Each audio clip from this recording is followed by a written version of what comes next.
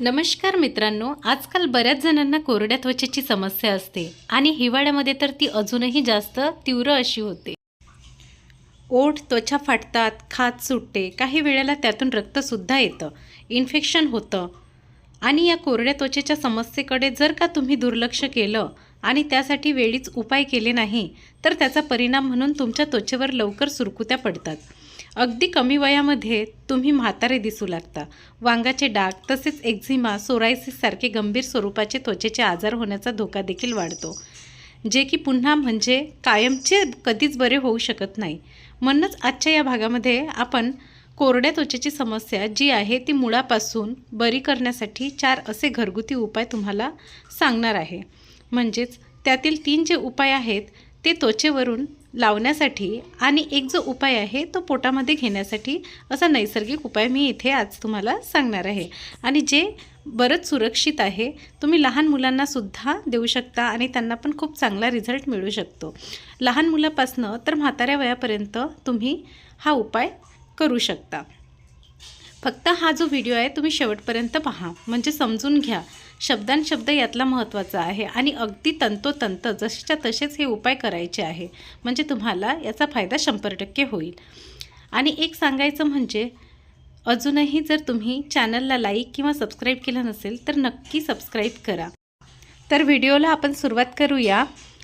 सगळ्यात पहिले आपण त्वचा कोरडी पडण्यामागे कारण काय आहेत हे थोडंसं समजून घेऊया।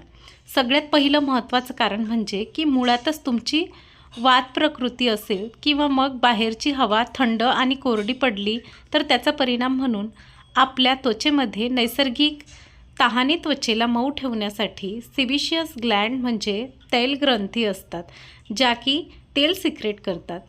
हे तेल त्वचेच्या छिद्रांमधून वर येतं आणि त्वचा मऊ ठेवली जाते।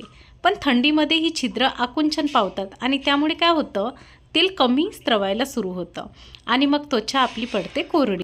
40-75 सिबिसियस ग्लँडचं स्त्रवणं हे नैसर्गिकताच कमी व्हायला लागतं आणि म्हातारपणामध्ये त्वचा कोरडी पडायला लागते। दुसरं महत्त्वाचं कारण म्हणजे त्वचेवर सतत तुम्ही केमिकलयुक्त सुगंध असणारे खूप फेस आणणारे प्रोडक्ट्स जसे साबण, फेसवॉश, लोशन्स, मॉइश्चरायझर्स वापरत असाल तर त्याने छिद्र ब्लॉक होतात आणि त्वचा पडते तुमची कोरडी।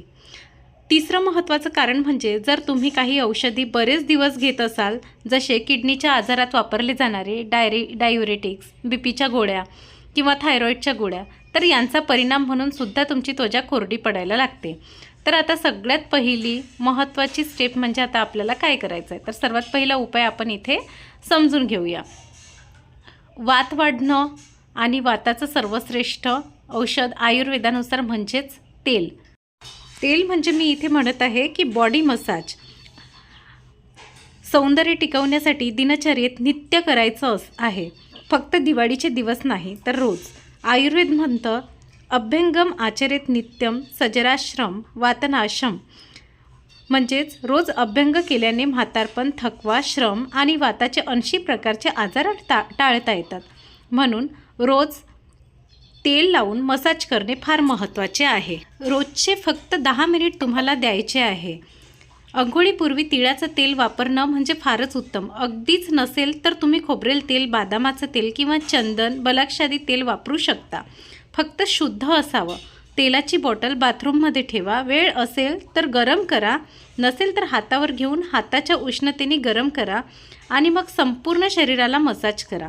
गोलाकार पद्धतीने चेहरा, मान, गळा, पोट, पाठ, कंबर, सांधे सगळीकडे तेल फिरवावं आणि मसाज करावी। तसेच शिर, नाक, कान, बेंबी आणि रात्री झोपताना तळपायाला तेल लावायचं आहे।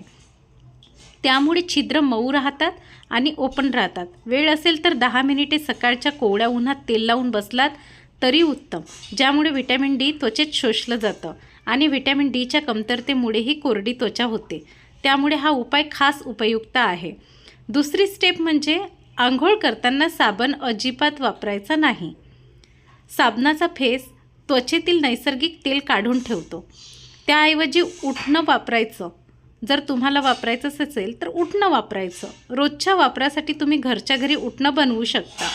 4 चमचे बेसन, 1 चमचा मसूर डाळ पीठ किंवा तांदूळ पीठ, अर्धा 1 चम्मच हळद हे मिश्रण बाथरूममध्ये डब्यात ठेवा अंघोळीच्या वेळी 1-2 चमचे घ्या आणि दही किंवा दूध घालून पेस्ट बनवा आणि चेहऱ्याला आणि पूर्ण शरीराला वापरा. पहिल्याच वापरापासून त्वचा मऊ होते, खाज कमी होते. सुरुवातीला किचकट वाटेल, पण सवय झाली की अतिशय सोपं आहे. सगळ्यांचा अनुभव याविषयी फार उत्कृष्ट मिळालेला आहे. तिसरा उपाय म्हणजे मॉइश्चरायझर. अंघोळीनंतर आणि रात्री झोपताना कोमट पाण्याने स्वच्छ धुवून मॉइश्चरायझर लावायचं आहे. महागडे केमिकलयुक्त मॉइश्चरायझर्स तात्पुरता फायदा देतात, पण नंतर त्वचा पुन्हा कोरडी पाडते. आता तुम्हाला सांगणार आहे की मॉइश्चरायझर घरीच तुम्ही करू शकता. 2 मिनिटात तयार होतं. तर बघा मॉइश्चरायझर घरी कसं बनवायचं. तर शुद्ध कोल्ड खोबरेल तेल तुम्ही वापरू शकता. त्यामध्ये तितकंच एलोवेरा जेल घ्यायचा. खोबरेल तेल प्लस एलोवेरा जेल हातावर घेऊन मिक्स करा आणि चेहरा, हात, पाय, मान, कंबर सर्वकडे तुम्ही हे मॉइश्चरायझर लावायचं. पहिल्या दिवसापासून तुम्हाला रिझल्ट मिळणं सुरू होतं. काहींना खोबरेल तेल सूट होत नसेल तर शुद्ध बदामाचं तेल वापरा. काळे डाग, डेड स्किन, काळपटपणा यावरही उत्तम त्याचा परिणाम होतो. आता चौथी आणि अतिशय महत्त्वाची गोष्ट म्हणजे पोटातून घेण्याचं काय. पोटातून सुद्धा घेणं फार महत्त्वाचं आहे, कारण जर पोटातून घेतलं तर त्याचे रिझल्ट्स तुम्हाला खूपच चांगले. म्हणजेच तेल किंवा तुपाचा वापर करत नाही, कारण त्यांना भीती राहते कोलेस्ट्रॉल वाढून वजन वाढण्याची भीती वाटते. त्यामुळे काय होते की आतडे कोरडे पडतात, सांधे दुखू लागतात आणि त्वचा तुमची कोरडी होते, खाज होते. म्हणून आतून तेल किंवा तूप मिळणं शरीराला फार आवश्यक आहे. साजूक तूप किंवा देशी गाईचं तूप तुम्ही घेऊ शकता. तर 1 ते 2 चमचे रोज आहारात घ्या.